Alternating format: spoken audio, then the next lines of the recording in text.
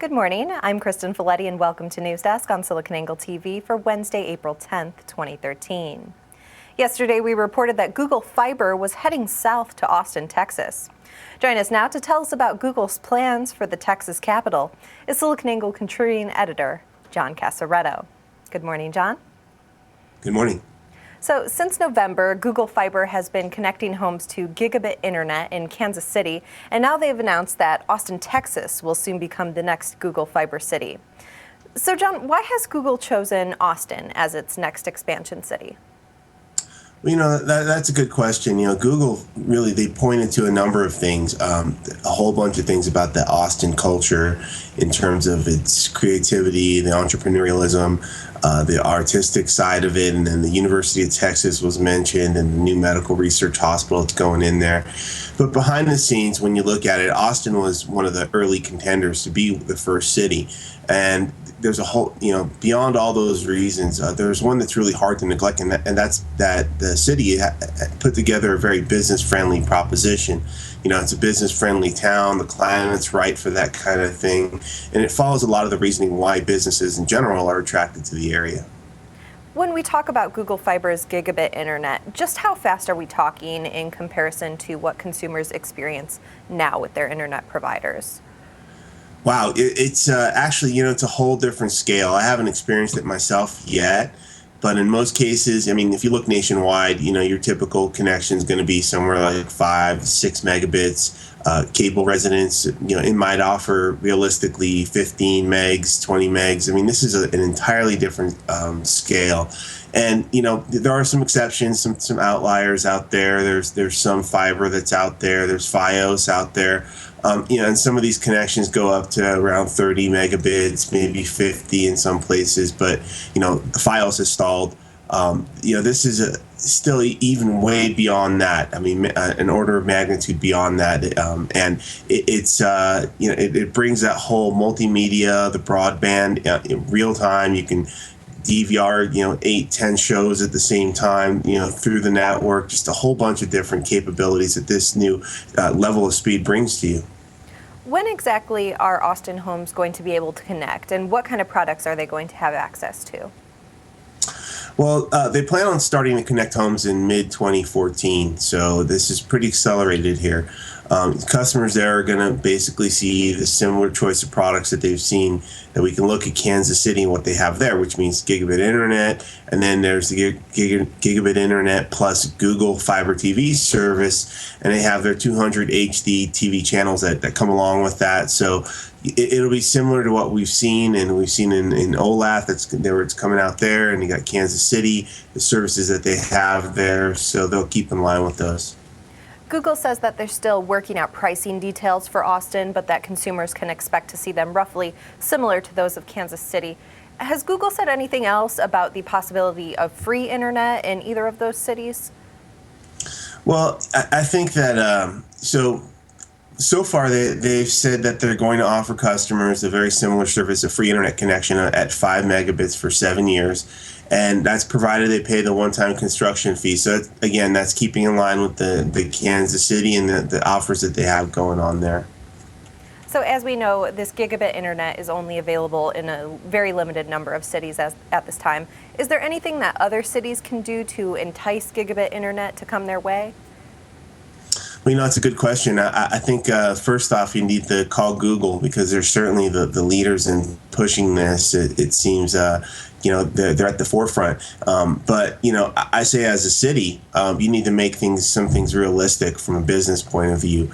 Make it possible to get the investment rolling, to get the infrastructure built, all those different things that really go into that, the incentives and so on.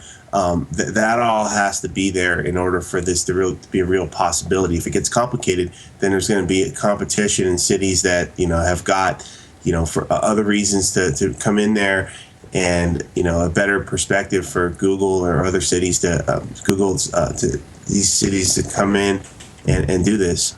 Speaking of competition, just hours after Google announced that the fiber initiative was expanding to Austin, AT&T made public its intent to build a gigabit fiber internet in the same area.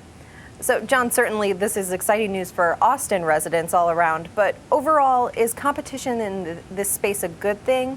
And what will AT&T's competition mean for Google? Well, I think it is certainly a good thing. We can always expect competition, and I think that Google can expect this. Perhaps AT&T, perhaps additional competitors, wherever they go and make this type of announcement. The question is, can we count on AT&T to step up their efforts on their own as far as a national rollout? Is that something we really don't have a lot of details on that yet. But one thing we do know for sure is that Google doesn't have the same profit motive as Google, or AT&T doesn't have the same profit motive as Google has. AT&T makes money selling and charging access, and that's pretty much it.